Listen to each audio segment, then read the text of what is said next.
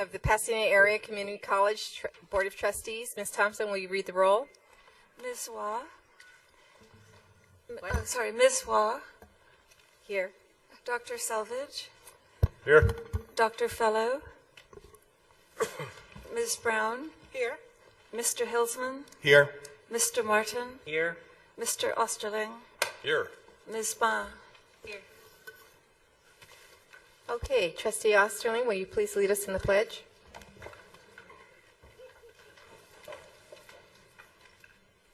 I pledge allegiance to the flag of the United States of America and to the republic for which it stands, one nation, under God, indivisible, with liberty and justice for all.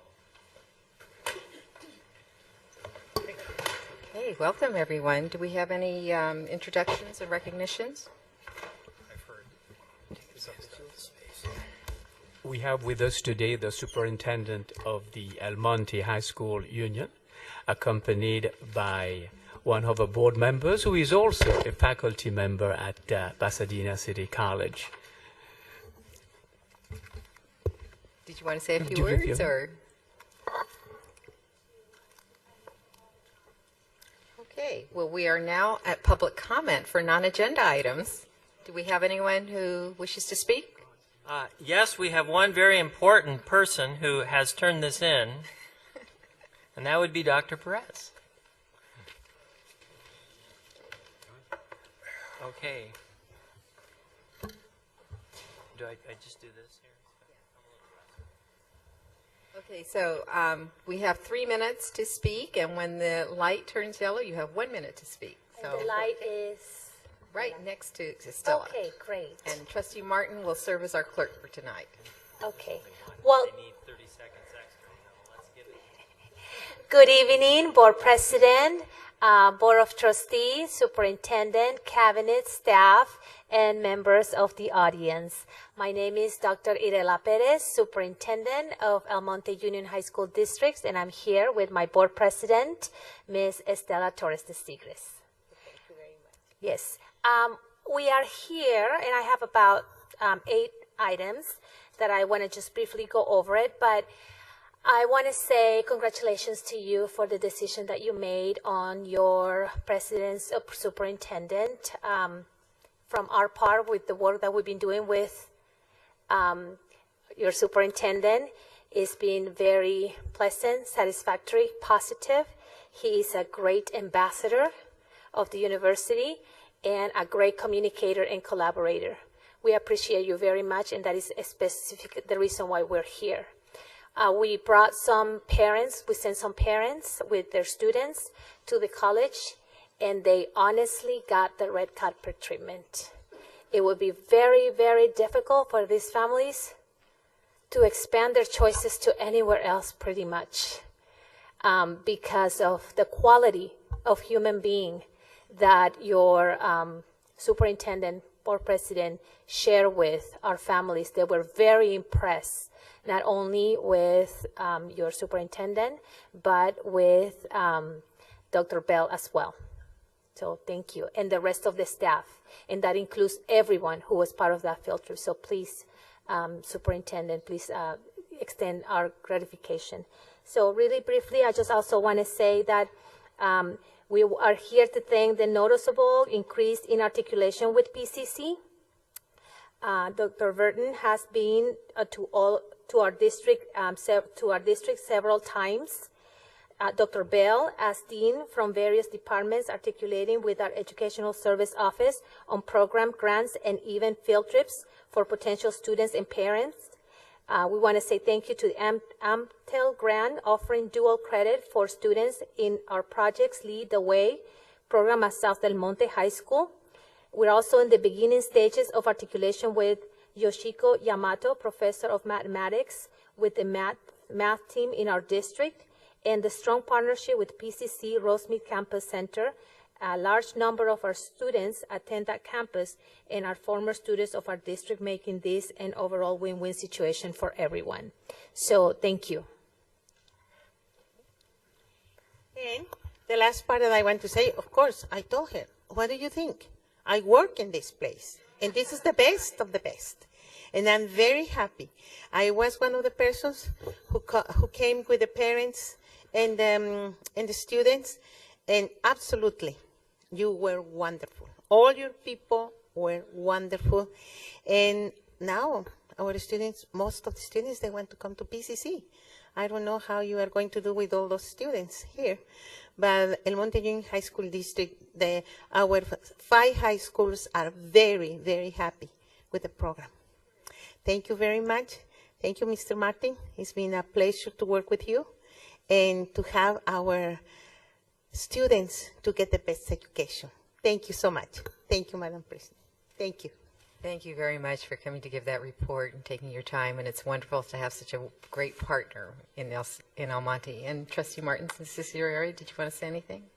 Well, just similar, it's, we hope a lot of those students are going to end up at PCC Rosemead, and it's a wonderful relationship, and you've heard how successful it is, and we just appreciate the collaboration there and look forward to working even closer with particularly Rosemead High School and that campus, but all the campuses. So thank you. Thank you very much. So we're going to have a little procedural change. What I asked is Vice President Selvage to monitor for any of the trustees who want to speak to any of the agenda items. Did you have another part? What's the question? There's not public non-agenda. There is some for on-agenda item E. Okay. So we'll move on to the approval of minutes. May I have a motion to approve the minutes of February 3rd? I move. Trustee Brown, Second. Trustee Hilsman, second. Any discussion? Any corrections? Advisory vote? Aye. All those in favor, say aye. Aye. Any opposed? Motion passes. We have approval of consent items. Are there any items that the trustees wish to pull? And we do have public comment on 73P. Okay. Would you please call the speaker? Okay. First will be Daniel Wire, followed by Joseph Gregory. So as a reminder, you'll have 3 minutes to speak. The clerk will set the timer. When the timer turns to yellow, you'll have approximately 2 more minutes, and he will signal you.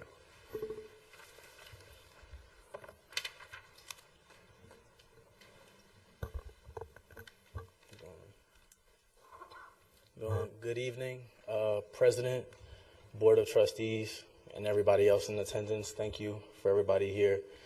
The consent item I'm here today is the consent item of transferring assignments and divisions of the newly placed football coach, Tom Marr, and the removal of old head coach, Tom Kallmeyer. With this move of assignment and change, when I looked into HR, there is a removal of Tom Kallmeyer's assignment and putting Tom Kallmeyer's assignment and moving Tom Marr into the role. And this is supposed to be a change of assignment, but it is a change of division because currently, Tom Marr is a kinesiology instructor and not a coach. And this move of division is moving Tom Marr from kinesiology instructor into athletics, which is currently 2 separate divisions. And they're saying that it is currently one, that they're joining it in the future, but as of right now, it is 2 separate. So with this, I feel like it is a unfair and very unprofessional moving because they opened the job, they flew the job on the Pasadena website for a new head coach and allowed applicants to apply for this position. And then after applying Tom Marr, they closed the application. And I feel like this is very, very unprofessional and unfair to every other applicant that applied for this job. With that being said, I have a petition with over 129 signatures by student athletes and student athletes only. The reason I choose to get student athletes is because this in our athletic division shows that it is unfair and that people can take what seems to be sometimes a backdoor to get a position instead of some coaches have to go through a 3 interview step process to get the job. With this, it can happen to any sport. It happened to football. And after speaking to any other athlete, if it happened to their sport, they would be, in turn, horrified of it as well. We as athletes, we are student athletes. We go to school full-time and we play our sport full-time. Some of us even work part-time to pay for ourselves. Our sport is our way of getting a better education. We use it as momentum. We use it as fuel for ourselves to better ourselves and our lives. And by changing a head coach, this is the third change within the last 2 years. Not only are we destroying our football program, but we are also destroying our kids, because it takes a lot of times for us to get close and build a relationship with the coach. And we had a relationship, and we're willing to fight for our coach. With a 2-8 season, although it is a very poor record, with that being said, I have here gentlemen as well as people throughout the school that are willing to say that this man for the job, Tom Kalmeyer, is ready for the job. But if he's not elected back into his position, I would love it if the board could open the application process again and review every applicant for the job instead of letting an internal candidate just get it after a secret 5-person panel meeting. Thank you. And I also have a petition. Am I able to turn it in to you directly, President? Hand it to Ms. Thompson, and she'll make sure that the board gets it. Thank you very much for your Thank you very much. Joseph Gregory? How y'all doing tonight? Pretty much, we're all here. We're on the football team. There's a lot more of us that couldn't make it tonight, but we're here because we truly care about our coach, Tom Kalmeyer. And it's not just him, but the phenomenal job he has done in such a short time. I know the record was only 2-8, but if you ask any of the football players, we really felt the change with the environment and with the program, and just being more successful and having more opportunities as student athletes. And this is not a matter of just favoritism on one head coach or another. We're going to respect whoever comes in here, but being a student athlete, being at PCC for around 2 years, and being a person that's going to have to play this next football season, and being at such a school, prestigious Pasadena City College, who prides themselves on students, just all about the student, take care of the student, get the student out of here. We just feel like the student athlete was looked at last in this situation. We were thought of last. This is our third head coach in 2 years. So there's not much structure there. There's not much stability. We just want to be taken care of. We just want to have the best opportunity, have the best structure, the best organization to be able to get our grades right, our football right, and get out of here to further our education. So this is not a matter of favoritism towards anybody, but we just see the true change in the environment, the true change in the locker room with Tom Kalmeyer, and that's why we're so persistent and adamant that we want him to stay. This is no disrespect to the new coach, Tom Maher. I'm sure he's a great individual, but we just want a fair chance for our coach, because we feel like he's not given a fair chance, and we feel like the student athlete has been looked at last in this situation. So that's why we're all here.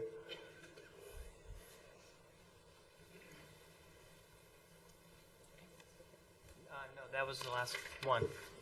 Thank you very much for your comments, and I know you've met with Dr. Rudian, and hopefully we'll have some answers. All right, Thank you.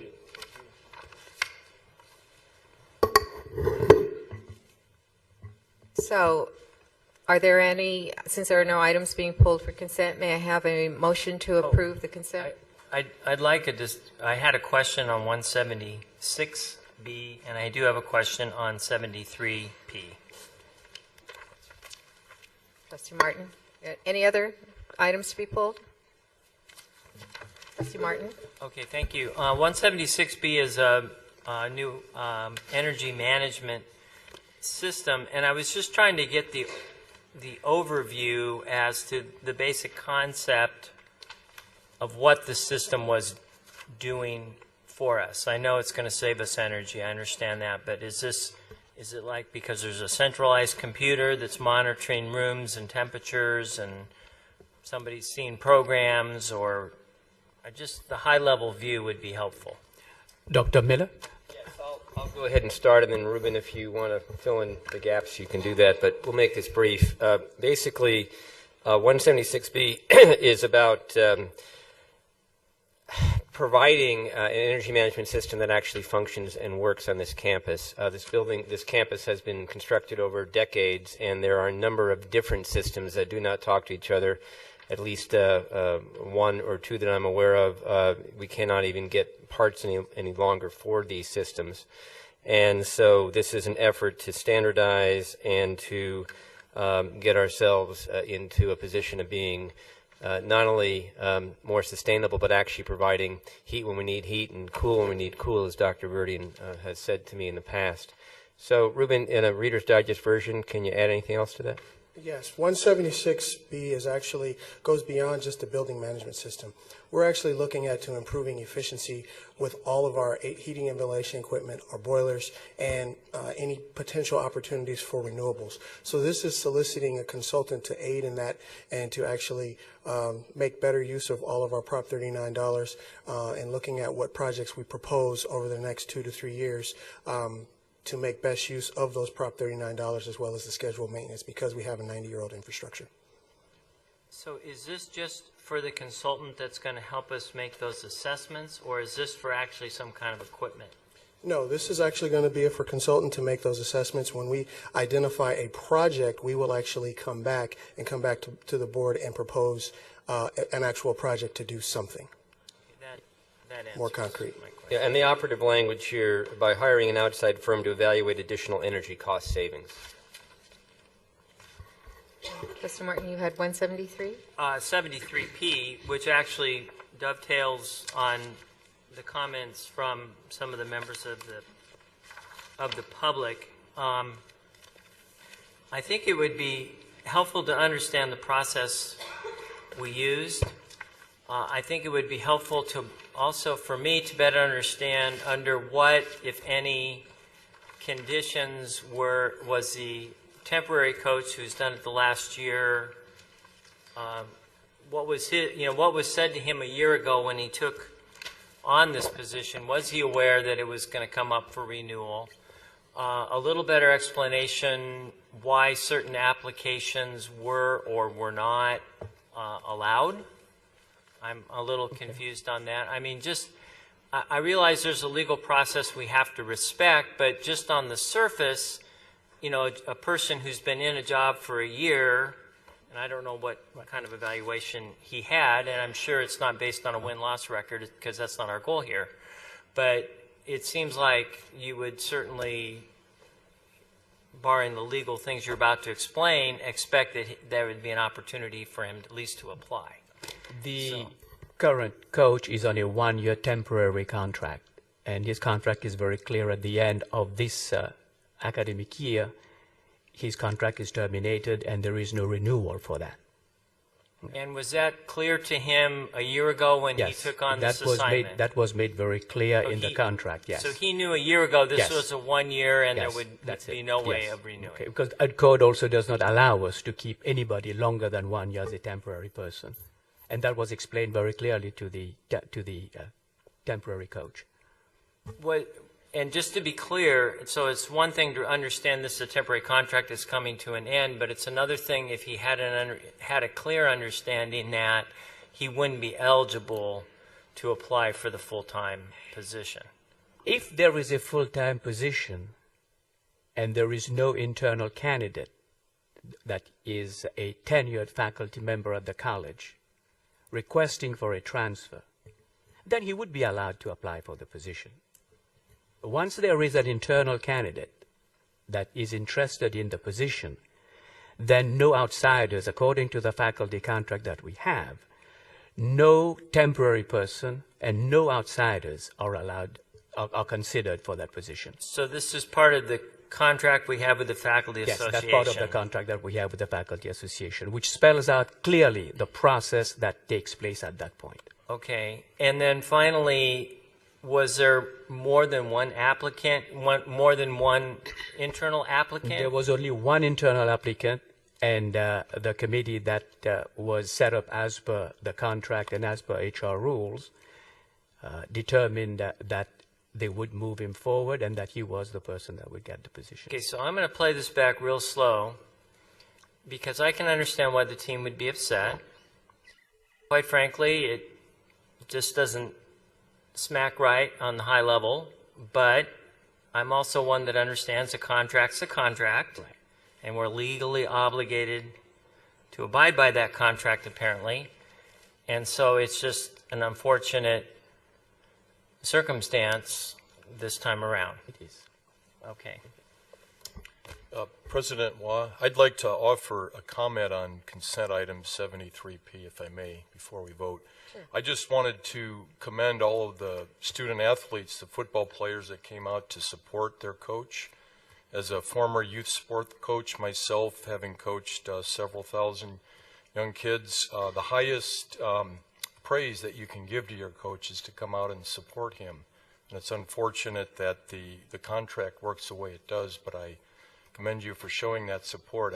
As a former coach myself, you couldn't ask for anything more from your athletes. So thank you.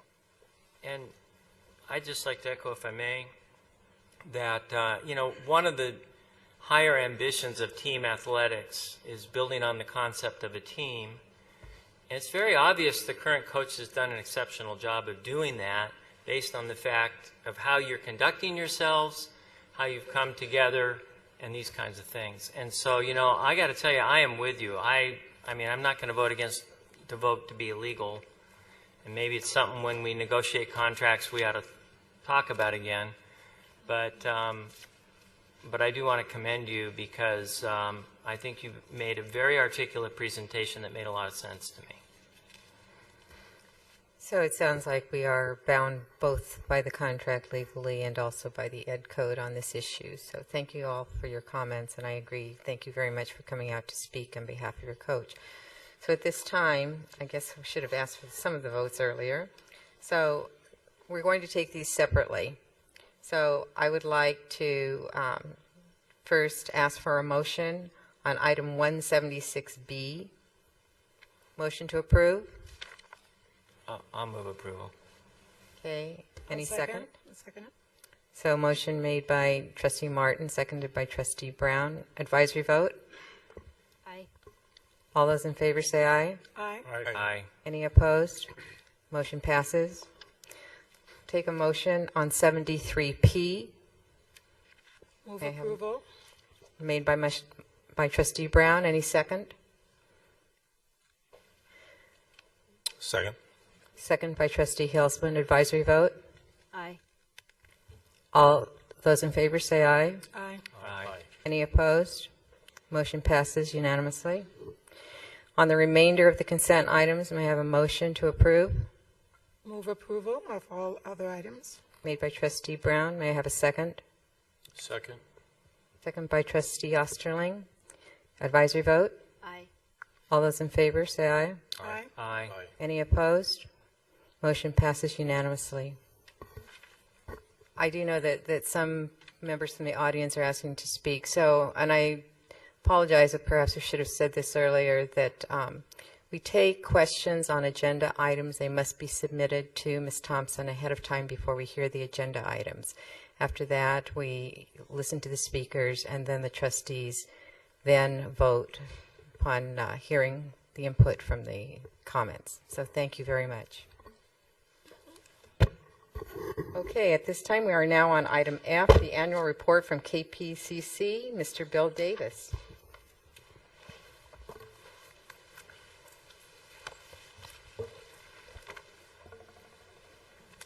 Madam Chair, Mr. President, the rest of the board members, I submitted our report to you all early in January of 2016. It basically is an annual report of our activities for our financial activities for fiscal 2015, which ended in June, and then our activities, other operating activities that went all the way through December. The report is relatively straightforward, so I'm here to answer any questions that you all might have about that report, and then I can also update you on some of the things that we are up to currently. And then I would also note, I understand that the radio committee is going to be, has been created, and we'll be meeting soon, and I'm looking forward to that meeting. But basically here, this is my opportunity to answer questions that you all might have about the station, its finances, or its operations. Yes, I had a question. I'm on the committee, and I'm looking forward very much to working with you on this. I was just, as a matter of curiosity, you mentioned the digital platforms and some of the progress you're making there to moving out of the digital area. Could you give me a little summary of that? I'm not sure that I can give you a little summary of that. Basically, I think what we are, all of us who are working in media are seeing a transition from the traditional over-the-air broadcast platform to mobile digital platforms that are where lots of content is consumed either on smartphones or on iPads and those kinds of mobile devices. And we're trying, I don't know if you saw, but 5G cellular service is going to be coming over the next couple of years, which basically means that you're going to have ubiquitous Wi-Fi all over the place. And that has really profound implications for us. And what I would say on our strategy, we are looking both horizontally and vertically. And what I mean by that is the horizontal plane, if you might think of it as the real-time stream where we are live. And more content consumption, there's a lot of focus on the vertical consumption of podcasts. But the live stream that we provide is something that is incredibly important to people because you don't know when an earthquake is going to happen. You don't know when bombs are going to start falling, etc. So that live stream is something that we're continuing to invest in. And then trying to get that balance right is, I think, one of our most critical concerns. Earlier this week, I spoke to our Board of Trustees. They had their quarterly meeting. And I talked about the competition that we're having for talent. There are a number of well-funded digital players who look at the talent that we have within our organization and make them offers that it's very difficult for a smaller 501c3 to compete with. And in fact, we're dealing with that even today. So from a strategic perspective, what I would say is we will continue to make investments in our live stream to make that as compelling as we possibly can, and then utilize whether that be grant funding or capital campaign funding from our board or other major donors to make more investments in that digital depth that you would have in podcasts. Great. Well, thank you very much, and I'm looking forward to the continued partnership with Pasadena City College and cross-fertilization as we can develop it, especially in those areas of digital technology that are the future. Thank you so much. And the one thing I would also note there is, we had what I would consider to be a pretty strong year last year with internships. Not so much from a numbers perspective, but from a quality perspective, a little bit more in the numbers in the current year. And, the kids who are coming into PCC now, into all colleges, are basically digitally native. And that digital nativity allows them to intuit things that, non-digital, non-natives like me struggle with, right? So having that kind of energy, enthusiasm, and creativity is something that we very much value. Well, I wanted to mostly compliment you for the report. First and foremost, it was clear and concise. And I know the team's working on these two words, clear and concise, but I really appreciate clear and concise and a couple pages and boom, and it's here. I appreciate having the financials that parallel the report that make sense to me. I appreciated the fact that the goals were measurable, and I also appreciated the fact that you didn't exactly make every single goal, which means that you really made good goals. Because if you slam dunked every goal, that wasn't really a goal. So the mere fact that, you know, there's better financial years and not so better financial years and things happen shows me that these were really good goals and things that you're measuring. I appreciated all of that. Love the pictures. Of course, the most important thing to me is the student involvement, and I know it was a good year for that. And I have one small request that I wish you would consider. Next year in those incredible goals, if there was one goal that involved Pasadena City College, and in particular maybe even students in the goals, that would sure warm my heart. Okay, so noted. And but I thought it was a great report. Thank you. And we are in the process of doing that currently. That's something that I do with our strategic planning committee, and I will certainly bring that up. And when we talk with the radio committee, we can look at one that would be an actionable goal that would have significance for the college and the station. Excuse me, I'm not on the committee, so I won't have this opportunity to ask you in the committee, but you mentioned the profound implications. Could you just highlight a couple of those specifically? Changes that we're going through. And Sure. Well, so for example, I was just looking, our audience in January, all told, was roughly around 800,000 weekly listeners. And that's stretching from Santa Barbara to Orange County, from the westernmost part of Los Angeles to the Coachella Valley. Broadcast over the air. So that's that's 800,000 of that, or 830,000 of that. Almost 8%, 66,000, are streaming on their phones or digital devices. So when I came to KPCC, our over-the-air broadcast audience was about 220,000 weekly listeners. So, and there were 0 digital streamers. And so now the growth of that digital stream is continuing. And I think, I'm not in the business of predicting where an inflection point is going to happen. But my guess is that digital stream is going to continue to increase, even as we try our best to make sure that we have growth on the broadcast platform. But I think the other aspect of that digital, the digital revolution, is that it gives us the opportunity to focus on particular communities that we might not be able to do in our real-time stream.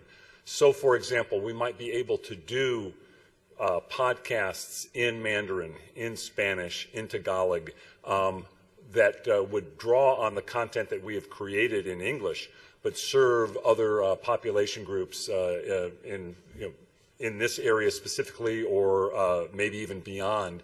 And those kinds of flexibilities exist when you don't have the real-time pressure of a broadcast stream. So those would just be two that I would draw your attention to. But right now, what's top of mind for me is talent, attracting and retaining really talented producers and journalists. When you're trying to compete with Amazon.com and Audible, it's really tough to match their deep pockets. Okay. Thank you. Sure. Thank you very much, Mr. Davis. And as I said, the last time you presented, San Marino Rotarians had said this is the best radio station they've ever heard. So Mr. Davis has graciously agreed to come and speak to San Marino in March, and I invite my colleagues to come and hear him if they wish. No other questions. Thank you very much. Thank you so much. And again, I look forward to meeting with all of you on the committee. Okay, at this time, we are on item G, approval of modifications and deletions to the credit curriculum. Superintendent Verdian. Right, so we're asking the board to approve the archiving, the additions, and also some of the changes that we're making to the GE requirements for our associate degrees and for transfers. Do you need a motion? Are there any questions? Would that help? I'll move. Are there any motions? Move approval. Moved by Trustee Martin. Is there a second? I'll second. Seconded by Trustee Osterling. Is there any discussion? May I call for advisory? Aye. All those in favor say aye. Aye. Any opposed? This item passes unanimously.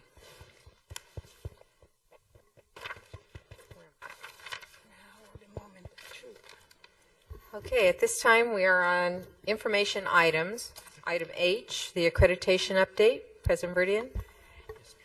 As you know, we have to address the 9 recommendations that the Accrediting Commission for Community and Junior Colleges gave us this past July.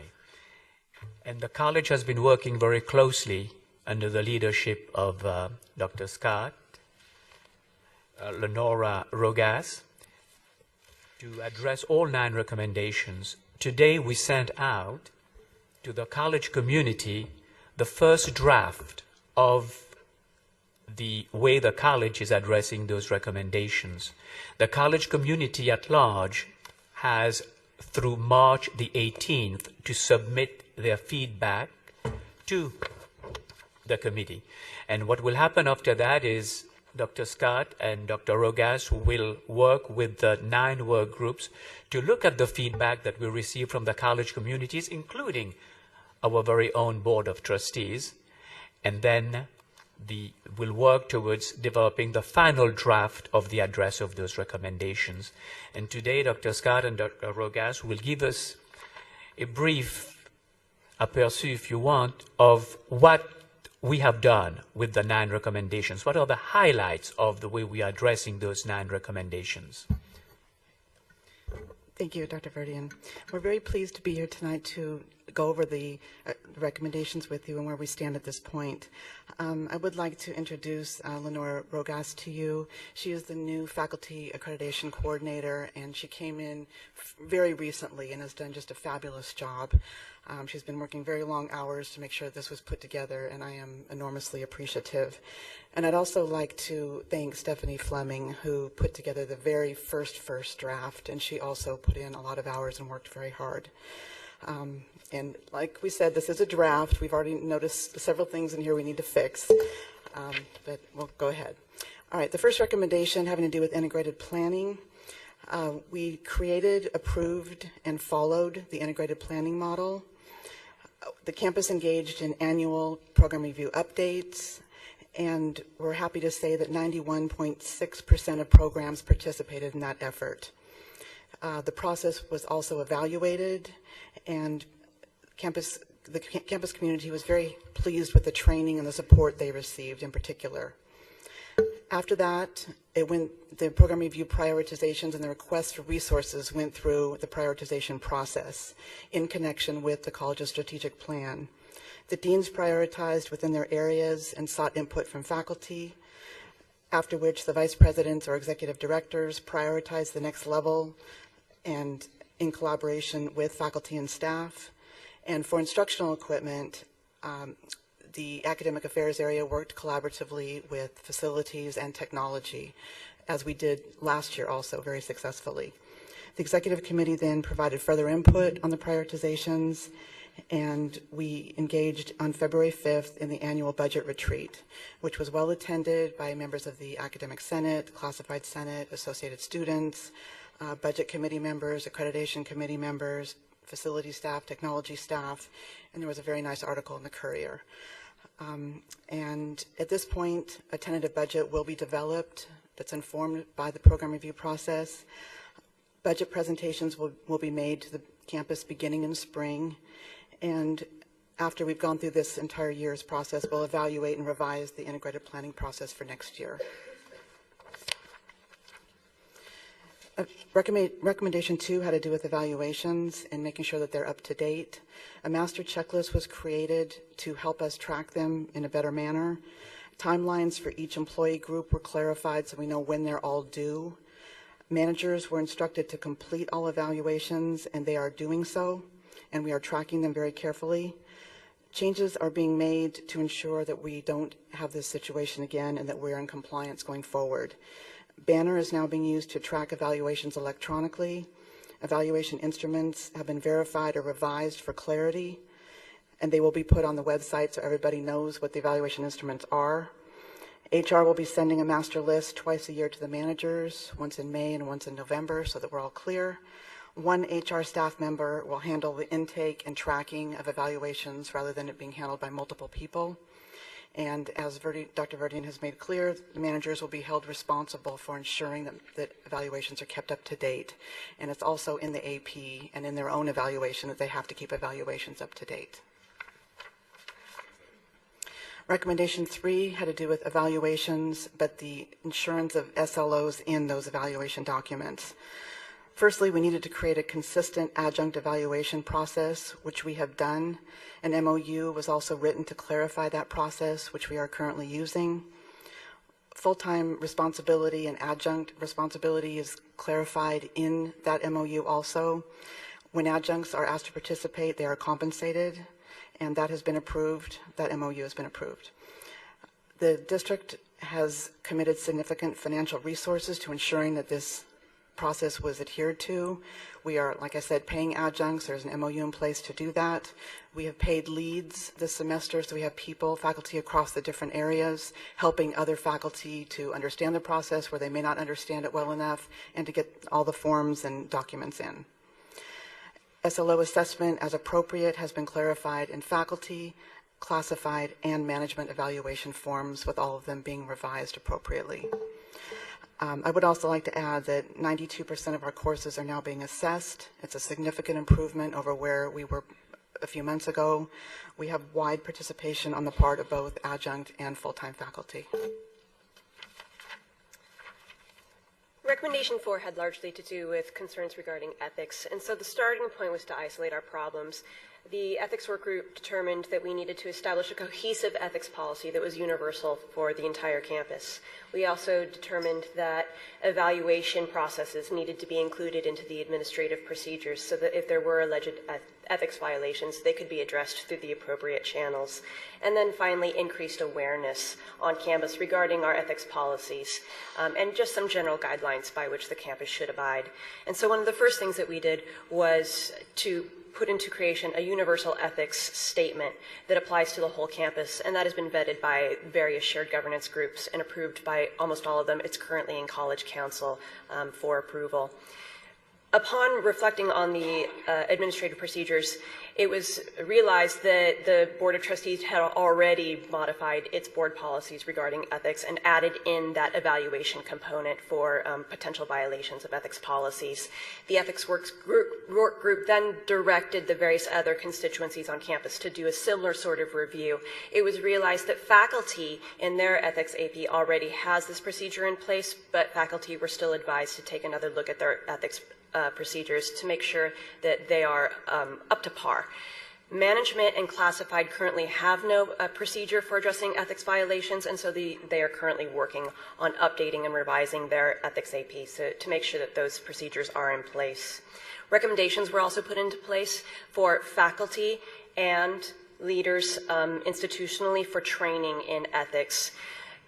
The recommendation for faculty was for faculty leaders, including chairs of committees and academic senate members, to receive training in governance in academia, in ethics, and conflict resolution. For chairs, we hope that this training will become mandatory. For institutional leaders, including members of College Council, there was a recommendation for training regarding leadership strategies, conflict resolution, and for managers in particular, HR had requested that there be additional training for how to deal with complaints and through the appropriate HR channels.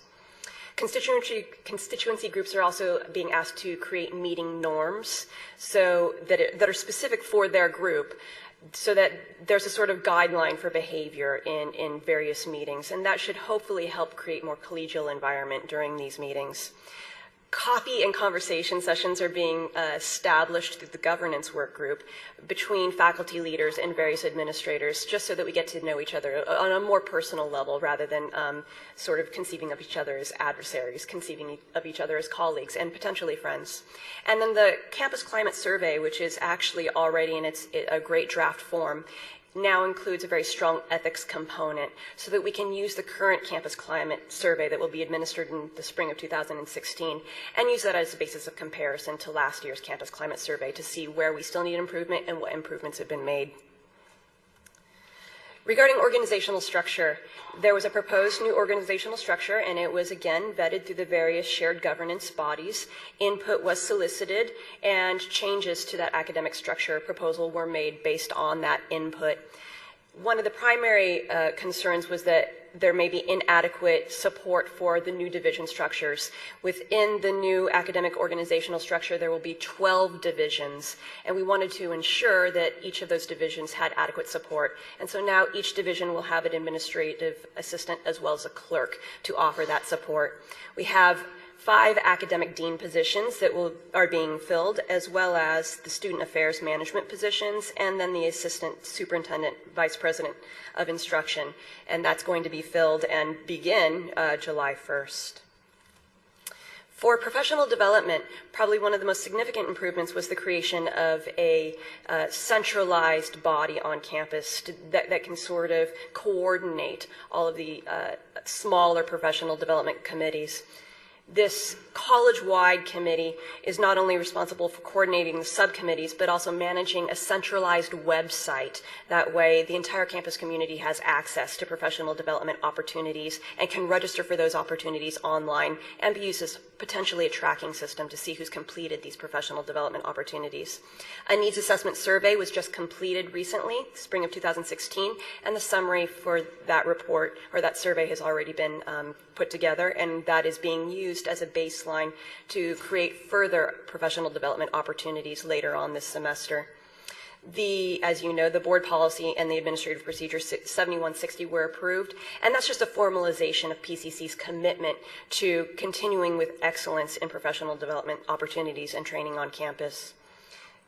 We're continuing with training this spring. Significant improvements include training the campus community on new accreditation standards, training the campus community on SLO assessment and how to effectively implement SLO improvements in the classroom, governance and ethics, which I already mentioned, and then we're continuing on with our equity, diversity, and cultural competence theme, including a great panel that will be established this spring on open educational resources to help assist our low-income students.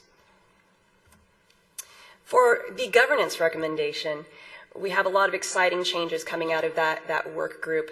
One of the strongest recommendations was to the various constituency groups to review their administrative procedures on governance. And coming out of classified and faculty senate or academic senate was a strengthening of language that increases communication between the board of trustees and those constituency groups, potentially in times of conflict, but really to help explain why different decisions were being made. And hopefully through that increased communication, the faculty and the classified will have a better understanding of the rationale behind many of the decisions made on campus. We made a recommendation as well for increased appreciation of faculty and staff who participate in shared governance roles, and that recommendation was made to executives and managers. We also recommended annual training for college council, as well as faculty leaders, which I also mentioned before. The shared governance committees are now creating annual goals and required to complete annual self-evaluations, particularly the standing committees of college council, are required now to report back to college council annually on their progress and evaluate themselves against their own creation of goals.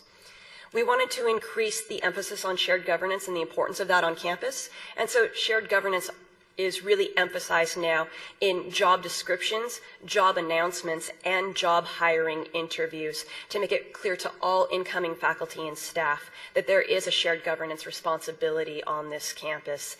We are also encouraging division deans and managers to emphasize shared governance participation in activities more during division meetings. And then also in performance evaluations to report shared governance participation positively in performance evaluations. Campus communication is being increased through the use of a common communication tool so that different representatives on shared governance groups have an electronic as well as hard copy mechanism by which they can report back to their constituents about what's happening in various committees. We're also making sure that increased communication happens through the Inside PCC newsletter and the presidential forums.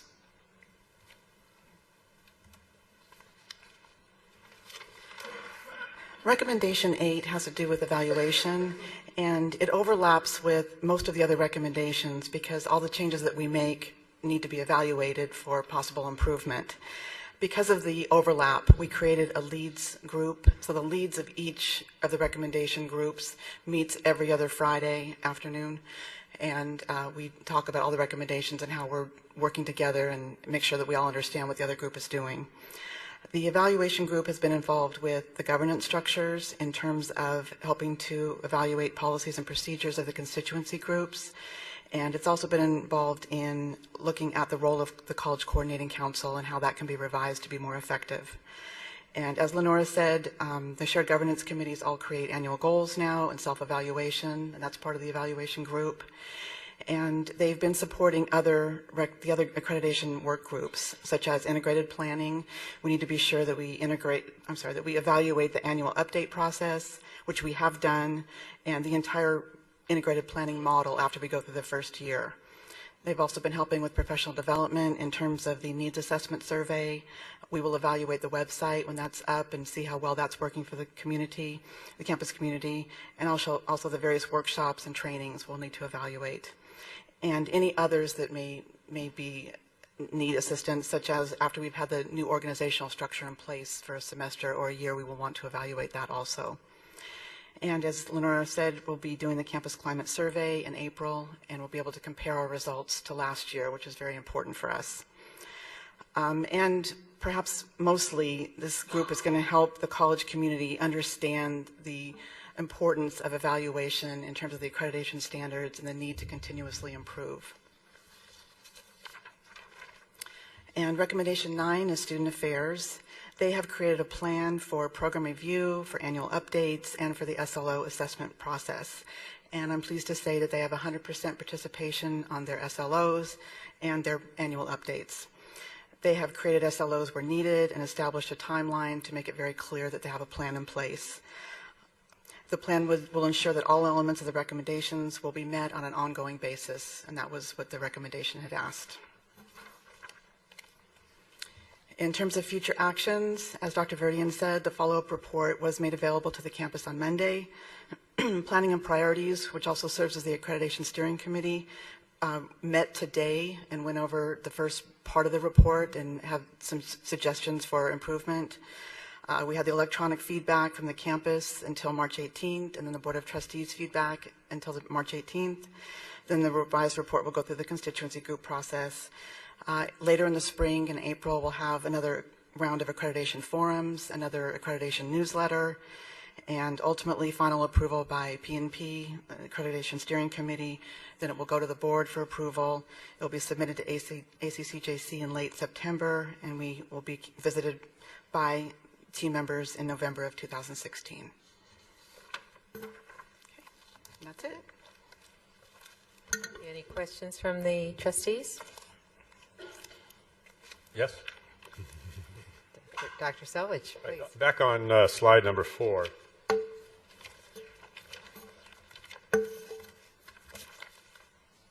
Slide number 4.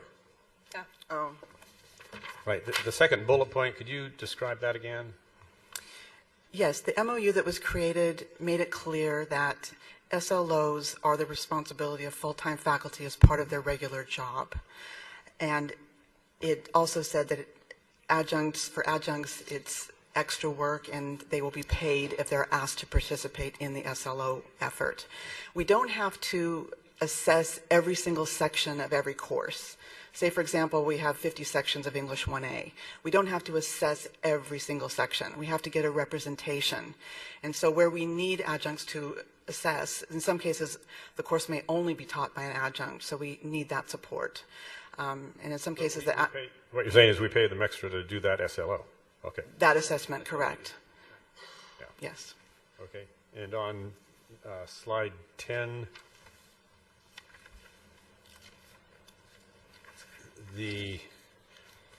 right on slide 10 here for these student affairs, there are going to be SLOs. Is that the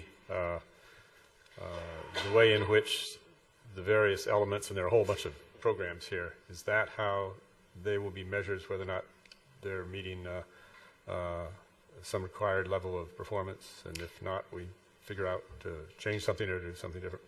Yeah, in the case of student affairs, what we're doing is, for the most part, getting student input on how they're doing with perhaps filling out financial aid forms, how they feel customer service is occurring in admissions and records. So for the most part, theirs are different. They're more surveys that can be customer satisfaction type of things. Customer feedback. Yes. Okay. Yes. Okay. Correct. Maybe, and it could be like some kind of an administrative unit outcomes. I mean, Dr. Scott mentioned financial aid could be students waiting in line to meet with a financial aid counselor will not wait for more than 10 minutes. So, and then we'll see how we can improve on that. Yeah. Thank you. Other questions? I have a couple. Mr. Martin. Well, I'm happy to follow you. No. Well, first, tremendous kudos to everybody for a lot of hard work and putting all this together, and it's obvious there's a lot of good things happening here. I had one concern. I kind of sent it to the superintendent in a little more detail, but I feel like I ought to, in fairness to you, let you know this is coming from me. And it's centered on recommendation 7 in the book we were given, and it's hard because there's not page numbers, but just to sum it up succinctly. We're sorry about that. It's okay.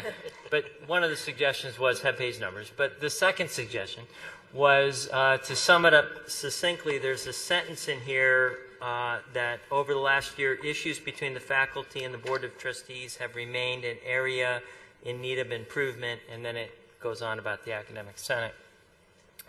And so I'm going to try to say what I'm about to say clear and concise, because I like people that do that, and I'm also going to try to say it extremely respectfully.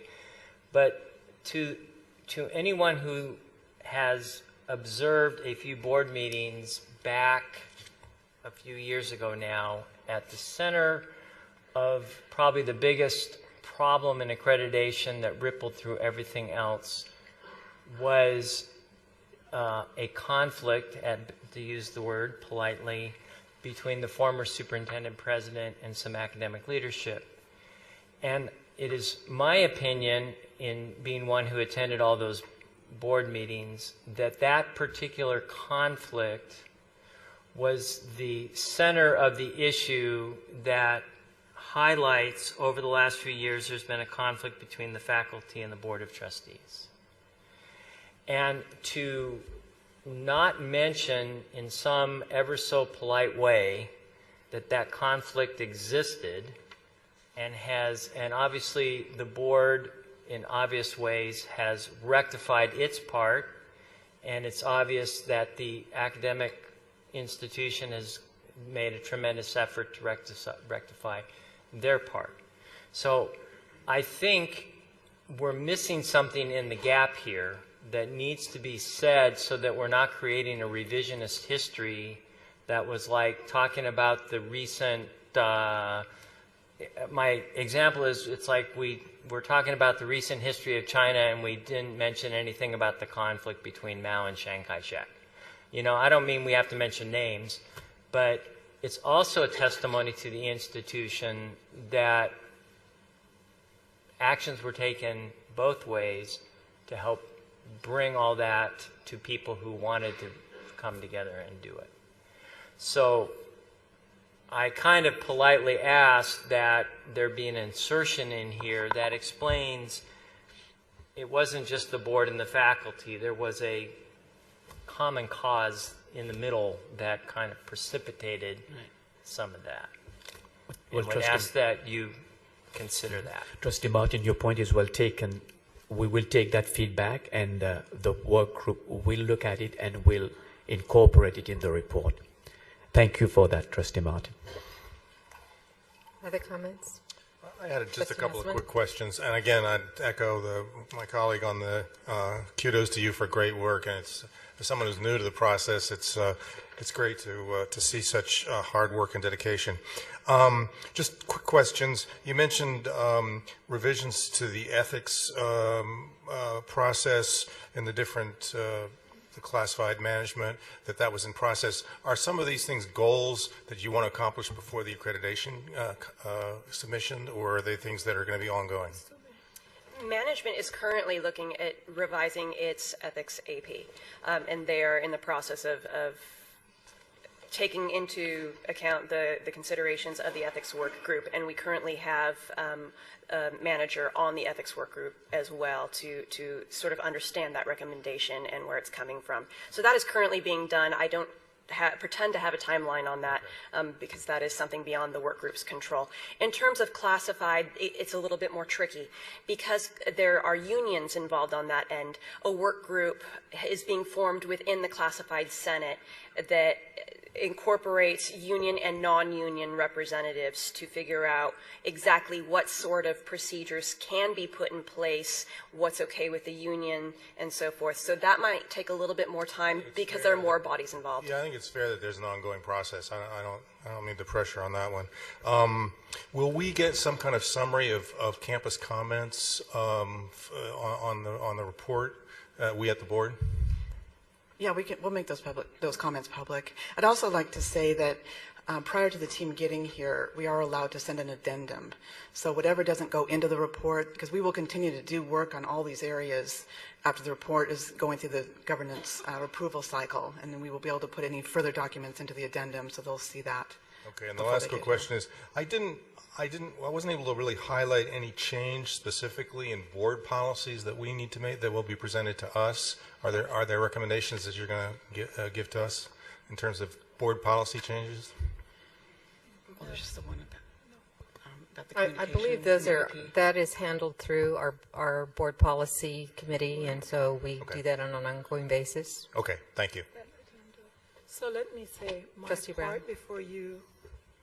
So anyhow, so I really would like to commend Dr. Scott and Lenora, I can't remember your last name, for this excellent job that you guys have done just getting this document together. I was part of 2 groups of many groups, so I can truly say that I understand the amount of work and time and the challenge of working together with all of these different groups across the college.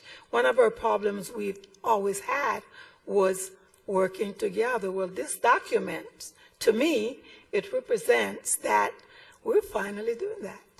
And I am very, very grateful that I was part of that group. And we had a lot of discussions about ethics, shared governance, very hot topic. But the good thing is that everyone was able to work, get together, and this is a testament. It's a testament that when we work together, we can get things done. Good job. Thank you, and we appreciate your participation on those 2 groups. It was very helpful. Mr. Osling? I wanted to echo the comments of all the other trustees on the work product, and it does demonstrate that we are working together. And for a first draft, I think it's exceptional. I do have some suggestions, and the first suggestion I would make would be for each one of the recommendations that if we could start off with a summary first and then go into the narrative. And the summary probably is quite similar to the slides that you've already put together. And that would help me as a reader of this document, hopefully the accreditation commission as well. And then the second recommendation that I would make is some of these recommendations are quantitative in nature. For example, recommendation number 5, we're being asked to fill permanent positions. And the proof's in the pudding. Either we filled those or we haven't. I think we could create a very simple table that shows at the time the accreditation report was issued, these were the positions that were not filled, and we filled them or we're in the process of filling them, and that would very simply demonstrate that we're doing that. And also of that same nature, recommendation number 2, the evaluations. Either we're catching up and getting those evaluations done or we're not, and that's a relatively quantitative thing that we could illustrate with a table. Correct. And thank you again for your hard work. Thank you. Any other comments from trustees? I also want to echo my colleagues. I think that this was an excellent report, and all the comments that I saw back from the trustees certainly very complimentary of all the hard work that's been done. A couple of things I think that you mentioned. One was on the ethics, and you said that the management group didn't have their own ethics. And when the board did our ethics policy, I think one of the comments made was we hope that this would become sort of a base standard universal across the campus. So how are different groups, will they have very different ethics policies, or how will that be managed? The recommendation that we're currently putting forward, and it's already been accepted by classified, it's in the process of being reviewed by management and will come onto the agenda hopefully in the future for academic senate for faculty, is that we're going to request that the ethics procedures be divided into 3 parts. The first part being the adoption of the universal ethics, the summary statement that's already been approved for these various constituents groups. The second part would be specific to that particular constituent group. There might be something that arises among faculty, for example, that isn't necessarily a concern among among classified. So some of it does need to differ just based on the nature of the interactions among the people in that group. Then the third part would be the procedure for dealing with alleged violations. So they will be similar to the extent that they all contain, ideally, those 3 parts. The first part being the same for everybody, ideally. Again, we still need to make sure that academic senate would approve of that, and we're hoping that they will do so. And then the second part, specific policies to that group. And then the third part, the procedures for dealing with violations. Those by nature will have to differ. For example, a violation among management might be substantially different from a violation that occurs from one faculty member to another.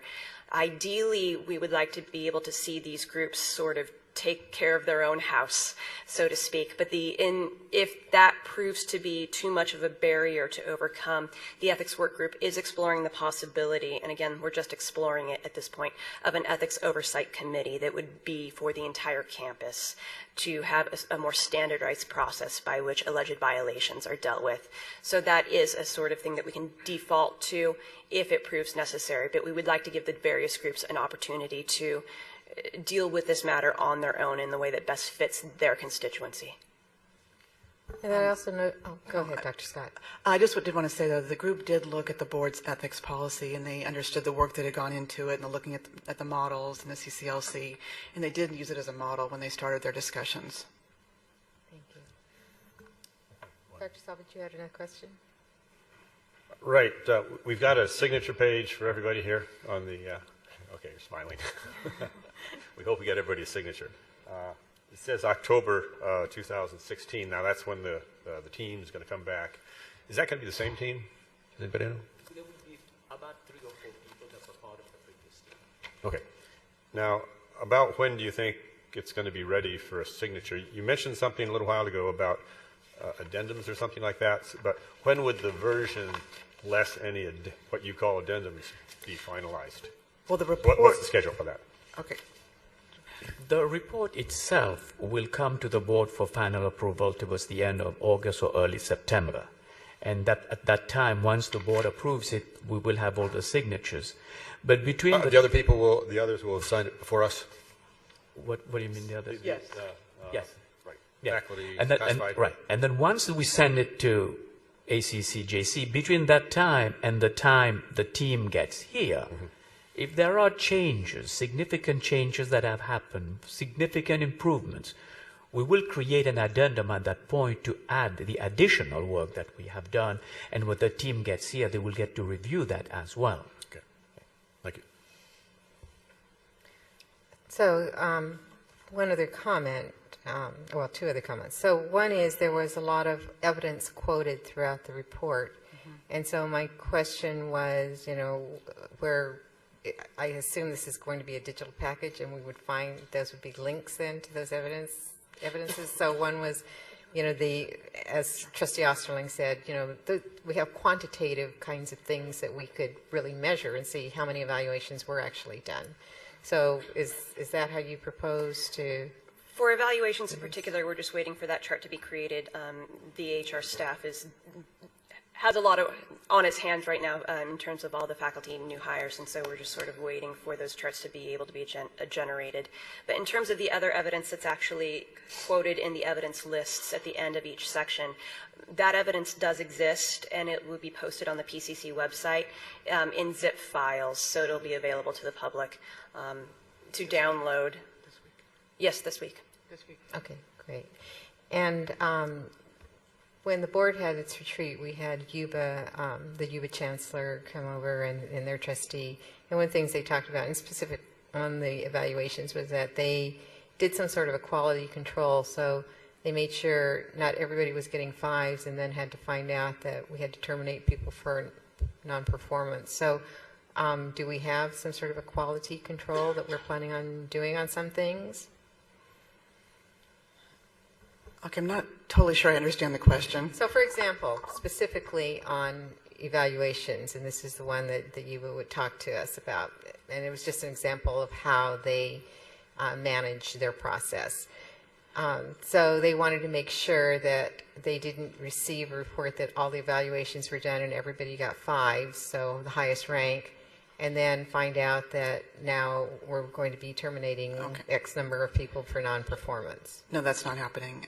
The managers are reviewing the evaluations. I'm reading many, many, many evaluations, and if there's a needs improvement situation, we're saying that. We're doing all the evaluations in a very good faith and honest manner. Yeah, so no rubber stamping, good. No. I think that's what I was asking. No. Okay, and then the other thing I want to say, besides just a great job, was I was really pleased at some of the programs that you called out in the accreditation and things that were very, very high on the list and the chancellor's list and across the college system to be reviewed. And of course, workforce is one of them, near and dear to my heart, but also the OER and the zero cost textbooks, I think, great. So I'm glad you called those out. But very nice job, and I know I speak for my colleagues in saying you guys really have done a phenomenal job on this. Thank you. Thank you. President Waugh, would you indulge me for... Certainly, Dr. Miller. I appreciate that.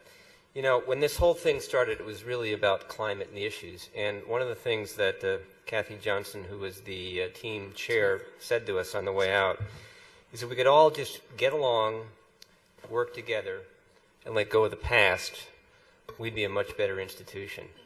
And I think what we have here is the actual living embodiment of what she said. And under the leadership of Dr. Burdian, Dr. Foster, Dr. Kiotis, Deborah Cantararo, classified, Mr. Futner with the Management Association, collective bargaining, and certainly there's ample evidence that this institution has turned around. So I want to personally thank Dr. Burdian for his leadership, which I think has really set the tone for that.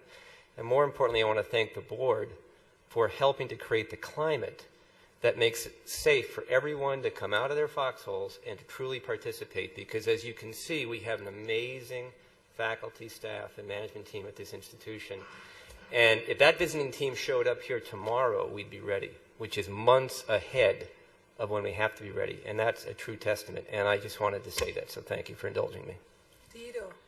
Thank you very much, Dr. Miller. It certainly shows it does take a village to raise the child. So thank you all for all of the work that you've done. And we know that we're going to have a very good report. We're in good hands. Okay, so now we are on to the superintendent's report. Thank you, President Waugh. We had a wonderful visit to Washington, D.C. earlier this month as part of the annual conference of the Association of Community College Trustees and the American Association of Community Colleges. President Waugh, Trustees Hilsman and Osterling, as well as Student Trustee Ban, and our very own Alex Bucklehyde, represented our college in meetings with NASA, the National Endowment for the Arts, and the Small Business Administration and the Small Business Development Corporation. Visits were also made to Congresswoman Judy Chu, Congressman Adam Schiff, and Senator Dianne Feinstein. Those meetings were very fruitful, and we obtained a lot of very important information that we have shared with many of our faculty members, our staff at the college, and we will be pursuing the various leads that we have had regarding grants. At the national level, there's much conversation about President Obama's focus on college promise programs, and we were pleased to be able to share our own foundation's initiative in this area. Other discussions centered on financial aid, Pell Grants, and other programs, as well as Perkins CTE grants. Last week, I had the pleasure of addressing the La Cañada Flintridge City Council, sharing with them the message that I have been taking across our district to various city councils. And that message is that PCC is open for business and is ready to work with our community partners as well as our high school districts. I'd like to thank Trustee Selvage, Dr. Bell, and Ms. Tamika Alexander for being present at La Cañada Flintridge City Council. Last Saturday, PCC played an important part at the Black History Month celebrations, and we were present at the Northwest Pasadena Parade. Our outreach staff, our UGMA students participated in that parade. And just down the street from our very recently opened facility at Muir High School. Again, the message that we are sending is that PCC is present and PCC is here to help our communities prepare our students for the future. 2 of our students have been selected by the Pasadena Sister Cities Committee to serve in the 2016 German Summer Exchange Program. The 2 students are Jenny Chang and Minerva Ochoa. They will be traveling to Ludwigshafen in Germany on a 6-week internship this summer. I'd like to congratulate our students, congratulate the Foreign Language Department and their teachers for preparing them and making all this possible for our students and our college.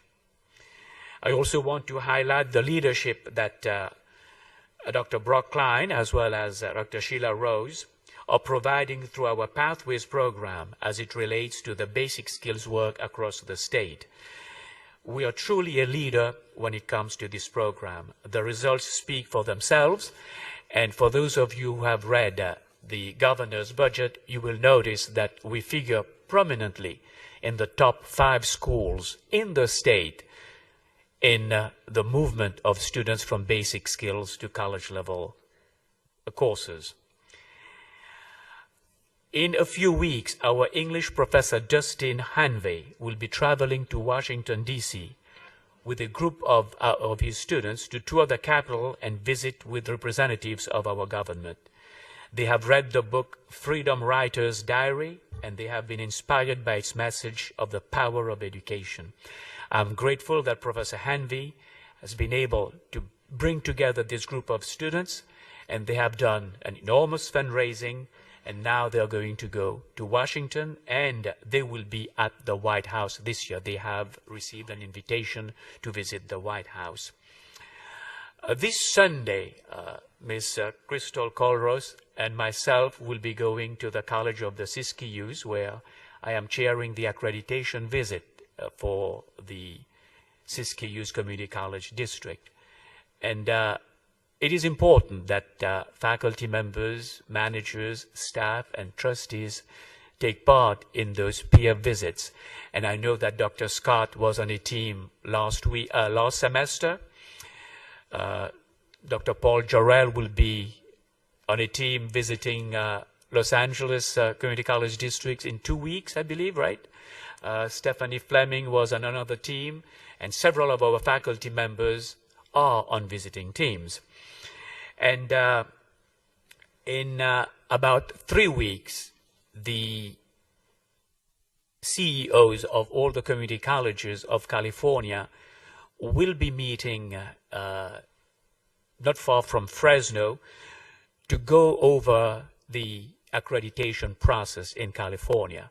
A whole day meeting will be devoted to the future of accreditation in California, and the CEOs of the 113 colleges and the districts will study the process as it is and will be making their final recommendations to the Board of Governors and the Chancellor's office.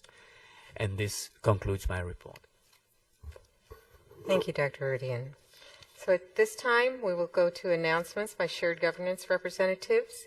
So, President Morales. Hi, everyone. Good evening. First of all, I do want to apologize for not being here on our first meeting of the year, which I was very sad to not be here, but I do want to welcome our new 2 board members to our board, and also our new elected board members. I'm really happy to see all of you guys here. So something that I do want to mention, I'm super excited to say, is that our student body board was able to be attending at the Rosemead campus today for a meeting. So we did host a meeting today there at the Rosemead campus. It was a fantastic campus. It was my first time there. I was like a little kid in a museum because it was beautiful. For those who have not gone to the Rosemead campus, I really hope you guys can attend that beautiful campus.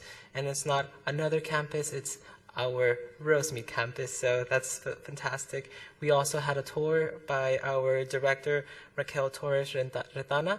She was a fantastic person. She treated us like if we were at home, which we were at home, just in another side of our campus.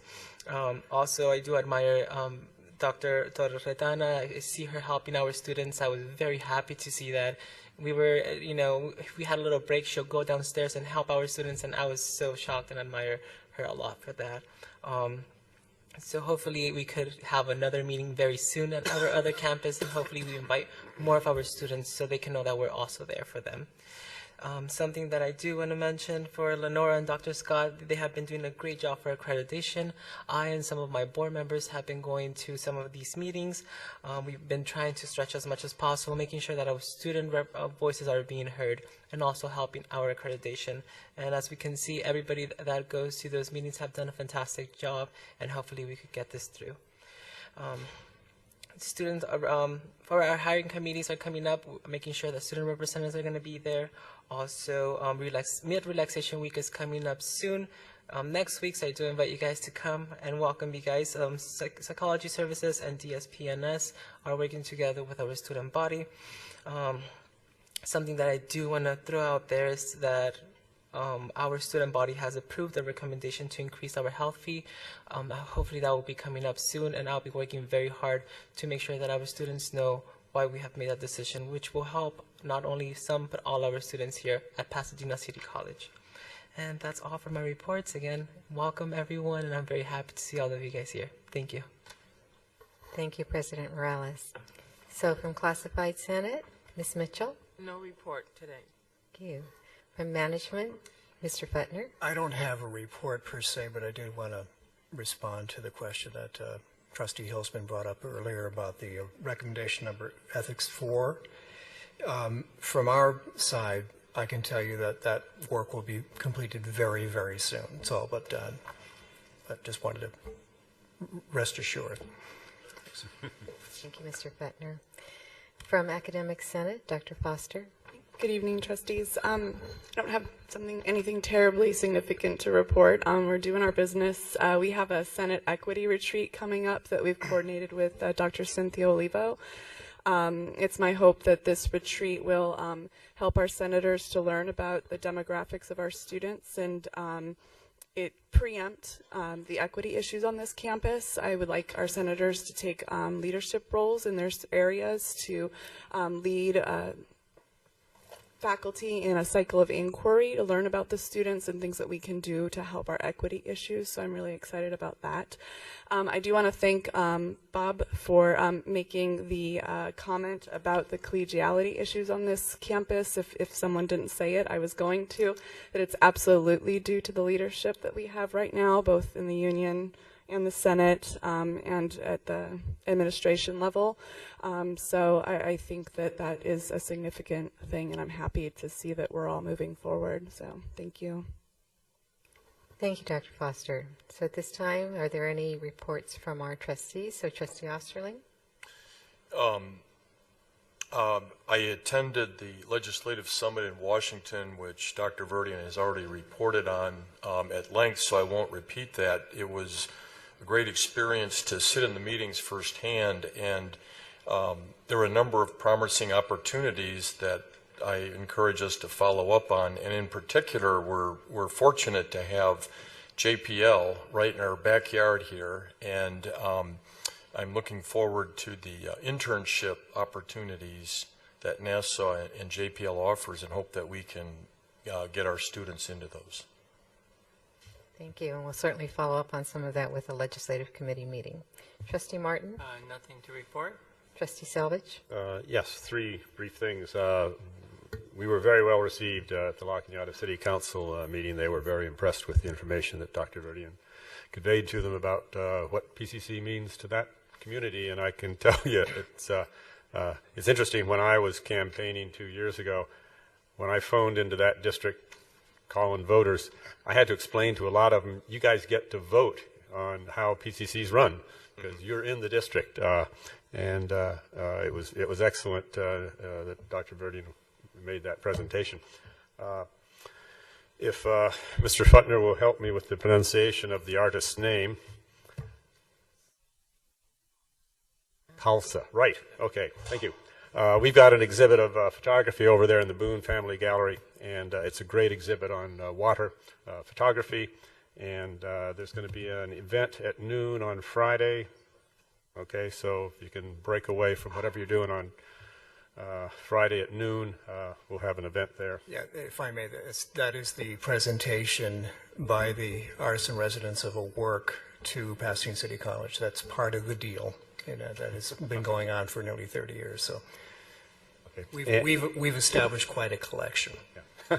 In addition to the photography, there's also a brochure with an essay on water, which is very informative. So it's a real topical thing these days. And finally, my phone is not working right now, so I don't know how we're doing over here at the gym, but we've got a basketball game going on right now.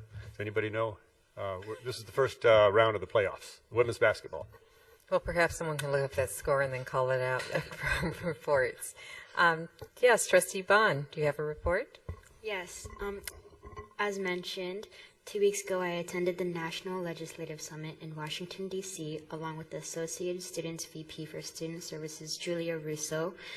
While speaking with our representatives in Congress, I was pleasantly surprised about how supportive they were of community college issues.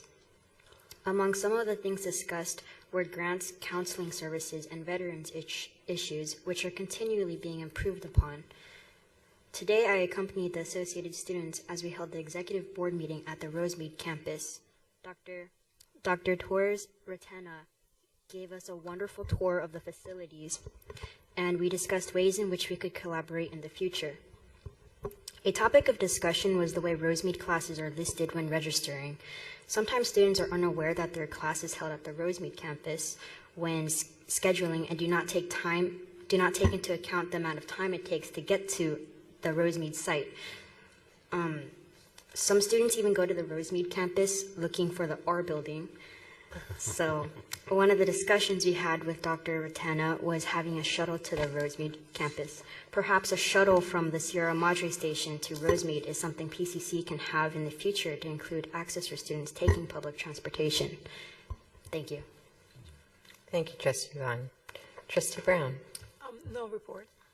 Trustee Hilsman. Well, I just wanted to say, after my 2 or 3 months of service on the board, I wanted to thank so much Dr. Verdi and Dr. Miller and all the administrative staff and faculty, as well as my colleagues on the board who've been so supportive of me, and my colleague, Mr. Jim Osterling. I also wanted to say that we had very productive meetings in Sacramento on the state level and in Washington, as has been mentioned. One of the things that we probably don't realize as well as we might on this campus is the importance of community college on a national level. It's something that is going to be a topic of conversation, particularly this year during the election, presidential election, and you can see on the national level and on the state level all the enthusiasm and interest there is in developing the opportunities that are presented by community college for a great number of students. So I would just echo, having been here for only a couple of months, how impressed I am by all the things that you're doing for the students and how important this is, not just for Pasadena or even California, but for our whole nation. So I commend all of you for the great work, and I thank you for helping me initiate on the board. Thanks. So I want to call to all the trustees' attention. In your brown folder there, or in your inserts, there were a couple of things. One was a master calendar of reports that we can expect that would be scheduled for future board meetings, and we are going to be updating that with reports that are requested, as well as critical timelines such as president's evaluation, the board's evaluation, self-evaluation. So it's a work in process, so I hope you all give input to that, because we want to make this work for everyone. The second thing, it's in the brown folder, is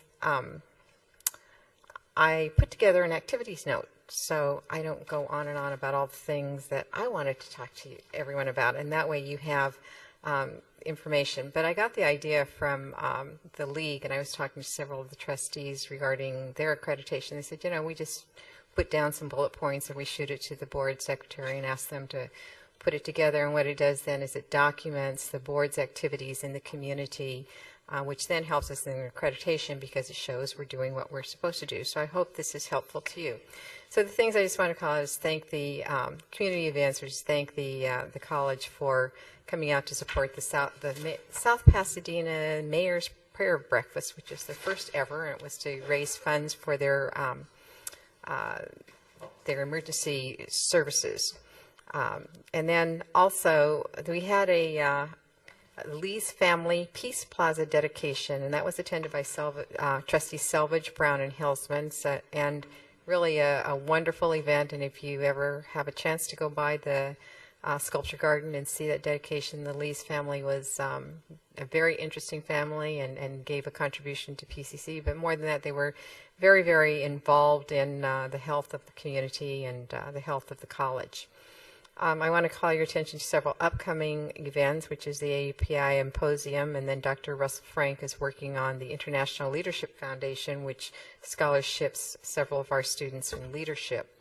And then the LACSA events, and I won't go over those because I've gone over them several times, but I know Trustee Osterling will be attending the upcoming one on the voting rights, and then we'll have workforce on 425. I did want to let you know that I was requested by Vice Chancellor Tina to represent the trustees on the IEPI, the Institutional Effectiveness Program Policy and Procedures Roundtable. So I look forward to getting any input from any of my colleagues.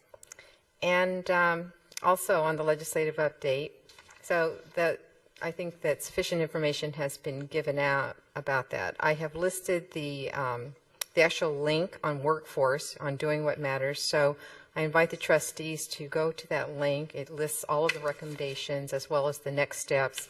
And then all of those, it will also have a primer on how to use the Launch Board 2.0, which will then report out any of the data that we're getting from the colleges who have launched that. As can be expected, the two big topics at the league meeting were the workforce, but also the ACCJC and the accreditation. And what was said to the trustees is there is an April timeline plan which will be going before the Board of Governors. That timeline is the plan is to detail out when the community colleges will be moving over to a new accreditor and how they will be moving over. And Chancellor Harris spoke very passionately about this particular issue and also asked all the trustees to please support their superintendents, chancellors, and presidents in supporting this effort. The most, I think, compelling reason, I didn't realize this until I went to Sacramento, is that we are the only region that is actually, our accreditation team only accredits two-year colleges. All other regions accredit both two-year and four-year colleges. And so you may have seen the letter where our ACCJC is now put on probation and also was denied the ability to accredit a four-year four-year degree institution. And so the thought is, as community colleges move closer towards the higher ed institutions, we move towards the baccalaureate degrees, that we really need an accreditation, an accreditor who will understand and articulate two four-year colleges. So I'm sure Dr. Verdian will have more information and we'll be keeping tabs on that, but that is the news from the trustees, and so I urge all of you to be familiar with the issues. One of the things that came up that Trustee Bond and I attended in D.C. was a meeting with Senator Boxer. So it was about the Chancellor's office as well as three other community colleges. And Senator Boxer spoke very passionately about her one of her initiatives, and that is to ask for a 24/7 rape counselor on every campus, and so she's willing to go out and to advocate for that. So I think this works in conjunction with the California legislative bill under Quirk, so the Quirk bill, and it's on a watch right now, but we'll discuss that more in legislative. And the other things that came up, both with the congressional representatives that we met with Representative Chu and Schiff, were the requests for information on how we were doing moving the VA medical clinic forward. So I know I've gotten a lot of requests and for information from the communities, and I'm sure other trustees have received the same thing. So what I've asked, and I've asked Dr. Verdian to, the process will be that I will call a subcommittee, the Veterans Subcommittee, which was initiated by Dr. Fellow 2 years ago, and we will review the issues, and then it will go before the entire board for a full vote. But I've asked Dr. Verdian to make sure that administration has all of the information ready to present to the board, because it does not serve us well if the board tries to make recommendations without full information. So I've asked Dr. Verdian if you wanted to add any more to that. The information we have received from our legal counsel is that under California law, community colleges cannot enter into revocable licenses with federal agencies. And of course, we can enter into that if we want to, but then we will be exposing ourselves to litigation. That's the main issue that we have currently. There are two other possibilities known as the Joint Powers Authority and also the Joint Use Agreement, and these two are two possibilities that the federal agencies cannot really consider with a community college. So Dr. Verdian, I think, is working very closely with Congresswoman Chu's staff. They're working with the VA, and they're looking at what are other pathways, and I believe other city officials have also entered into assisting. Mm-hmm. We have over almost 1,000 PCC student veterans, and so that was the genesis of us looking at a way to assist them, and so we are very hopeful that we can still continue to provide something that will assist them. So I just wanted to give everyone sort of a little update on that upcoming meeting, which probably would have come under future agenda items. And then just very, very quickly, I wanted to congratulate AS and the students who came with us to Sacramento and Dean Cobb, because of your efforts. You know, Assemblymember Holden has now authored Assembly Bill 2222 for the student pass, so good job. So we're looking forward to that. And then we have scheduled coffees with the board in Creveling, and so I have opened those to all board members to attend. So these will be open meetings.